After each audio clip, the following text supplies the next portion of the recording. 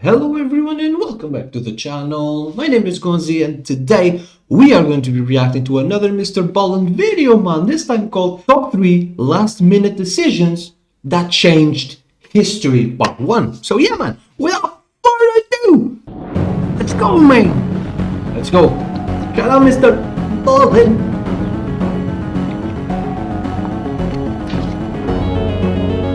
Drink water, mate. On the evening of October 4th, Script. 1912, a United States political candidate was in his hotel room in Milwaukee, Wisconsin. In less than an hour, he was scheduled to deliver a very important speech to local voters he hoped to sway in his favor. Even though he was nervous, he was really excited about giving this particular speech because he and his speechwriters had spent weeks putting together this 50-page script that he was now holding in his hands. And so he paced around the room, flipping through the first couple of pages of the script, reciting lines before checking his watch and seeing that it was time to go. Bro, it's So fucking in Portugal. He took his thick 50-page document, folded it in half, and then tucked it inside his right inner jacket pocket. And when he was ready, he walked out his hotel door, down the front steps, and out the front door of the hotel where a huge crowd was waiting for him. People were singing his praises and yelling to him and trying to get him to react to them as he walked out of the hotel towards his car. And as he was walking, his own personal security detail had formed up around him and were doing their best to keep the crowd at bay. And when the candidate finally got to his open-air car, he stepped inside and then stood up, took his hat off, and continued to wave to the crowd. And then right before his car was about to take off, there was a loud bang from somewhere out in the audience,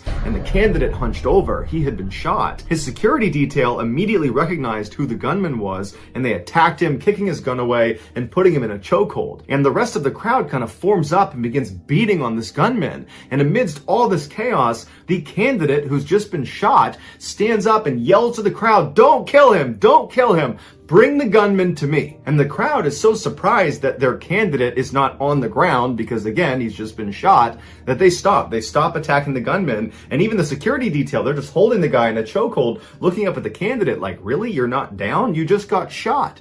And so the candidate looks at the gunman and he says, "Why'd you do it?" And the gunman stays silent. And so the candidate says, "Okay, just take this guy away." And so the security detail hand this guy off to the cops. And so now the crowd's all looking at the candidate, wondering how in the world he's acting like everything is totally okay, because again, he just got shot. And so this is when the candidate reaches into his jacket and he pulls out that thick script he had tucked inside of his right pocket, and he holds it up to the crowd, and there's clearly a bullet hole that went through the script. The script had stopped the bullet and saved the candidate's life. All of his aides were urging him to go to the hospital immediately, but the candidate refused and said, "Bring me to that speech." And just a couple of minutes later, the famous American president, Theodore Roosevelt, delivered his 50-page speech. Although he did have to make some changes to it on the fly. Wow, that's incredible, bro. If you had put the script on the other pocket, you'd have been dead. On an icy cold December night in 1776, a farmer living in New Jersey looked out his window and thought he saw something move at the end of his road. He put his hands to the glass and tried to get a better look, but he couldn't see it. It was too dark, there was no illumination. But he didn't need to see it to know what it was. He could hear it coming. Panicked, he stumbled backwards, turned around, ran into his bedroom where he told his wife to stay in the house, keep the kids here, do not leave for any reason. And then this farmer bolted out his back door, hopped on his horse, and began blazing towards town. He didn't know how much time he had, but he knew he had to warn the German man, Johann Rall. After riding for a couple of minutes, he arrived at the town of Trenton. He turned down a couple side roads, and then he arrived at this beautiful two-story home where Johann was staying. And so the farmer got off his horse and walked towards the front door, and right before he got there, a German soldier came outside, shut the door behind him, and told the farmer to stop. And the farmer told the soldier in English that he had to speak to Johann. He had a warning for him, but the German soldier didn't speak any English, and so there was this total miscommunication, and at some point the German soldier indicated to the farmer that it was impossible for him to come inside, that Johann was actually playing cards and did not want to be disturbed, and so the farmer needed to leave. But the farmer was desperate and he pleaded with the soldier to let him speak to Johann. It was an emergency. He had a warning for him. But the soldier either again didn't understand or he just didn't care. And he tried to tell the farmer to leave once again. But the farmer really wasn't taking no for an answer, and so he pulled out a piece of paper and he scratched this ominous warning on it and he gave it to the soldier and he said, "Give this to Johann." And so the soldier reluctantly takes the note, he looks at it, it's in English, he can't read it, and so he just nods to the farmer and says, "Okay, I'll give it to Johann." Once the farmer had got back on his horse and left, the soldier turned around, went through the front door and walked back to the dining room of the house where he found Johann around a table with a bunch of other guys laughing and drinking and playing cards. And this soldier very reluctantly walks up to Johann, hands him the note, and apologizes for the interruption. And Johann looks up at him, he's obviously annoyed, and he scolds him for interrupting him. He takes the note and he looks at it and he can see that it's in English. And like the soldier who's brought it to him, Johann could not read English. And so he's looking around the table, he's got this great poker game going, he's having so much fun. He didn't want to step away and have to get a translator and read this note, which to him was probably meaningless anyways. And so he tells the soldier that, you know what, he'll read it later. And he takes the note and he puts it in his pocket and he goes back to playing poker. Johann would never read that note. And in a couple of hours, Johann would be dead. Johann Rall was a colonel fighting for Great Britain during the American Revolution. And he and his Hessian brigade that had taken up residence in this home inside of Trenton, New Jersey, believed the American rebels were on the verge of defeat. And certainly they were not about to launch an attack now, not on a freezing cold December night. But they were wrong. That farmer was a British loyalist, and what he saw when he looked out the window at the end of his road was the famous American military general George Washington and his ragtag army after they had just completed their famous secret crossing of the Delaware River. That note Johann was handed was a warning that they were on the way. Had he bothered to read it, he and his well-trained Hessians could have very easily crushed Washington and his men. Americans would go on to win the war and their independence from Great Britain.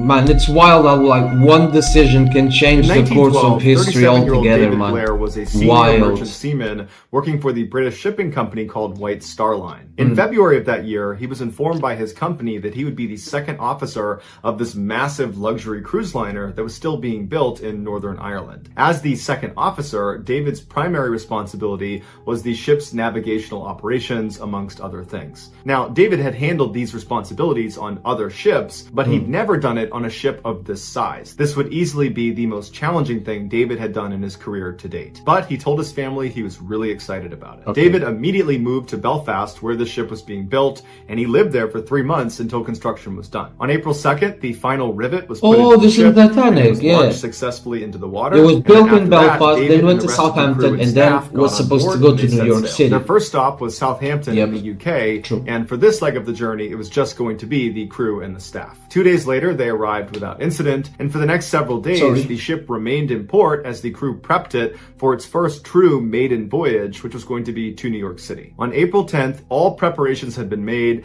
and finally it was time to allow the paying customers to come on board. And in just a couple of hours, thousands of people were on board this huge ship. And just hours before they were set to depart, David was given some bad news. His bosses at White Star Line had decided that this journey was too high profile, and while David certainly had experience, he didn't have a lot of experience with huge ships. And so he was being replaced with someone who did. Understandably, he was crushed, but more than this being a disappointment, this 11th hour change was a huge hassle. With literally thousands of passengers getting in the way all over the ship, David needed to scramble and run all over the place and collect all of his things in the cabin, up on the bridge, in various closets he had put things. He had to do that as fast as he could before the ship took off. And so finally, after doing that with his last armful of luggage in hand, he said goodbye to the crew and to the staff. He said best of luck to his replacement, and he walked off the ship for good. Wow. David, with all his luggage, made his way to a hotel where immediately that night he wrote a letter to his family saying how disappointed he was, and then after that he went to bed. The next morning, when he was going through all of his luggage, he discovered that he had taken a key by accident from the ship. And this key was to a special closet that he was in charge of as the second officer that contained all of the ship's binoculars. And so he felt terrible, but there was nothing he could do. The ship had already left and was on its way to New York. And so the best he could do was he would mail the key back to them in New York when they got there. Back on board the ship, when they discovered this key was missing, they did figure out that David must have it because he was the only one who would have had the key, and it's a brand new ship, so nobody else would have had it. But they decided that it wasn't worth turning around to go get this key. They figured their lookouts were skilled enough they could spot any obstructions with their naked eye. Well, 5 days later, that ship, the Titanic, struck an iceberg and sunk, killing 1,500 people. one of the very few survivors was a guy named Fred Fleet. He was one of the lookouts who actually saw the iceberg first, and he would testify at a Senate inquiry that if he had had binoculars, he would have been able to see the iceberg far enough in advance that they could have avoided. So that's going to do it, guys. If you found the secret in today's episode... Yeah, guys, there you have it. Those were 3 decisions that changed the course of history. We had Teddy Roosevelt putting the 50-page speech on his pocket to stop a bullet.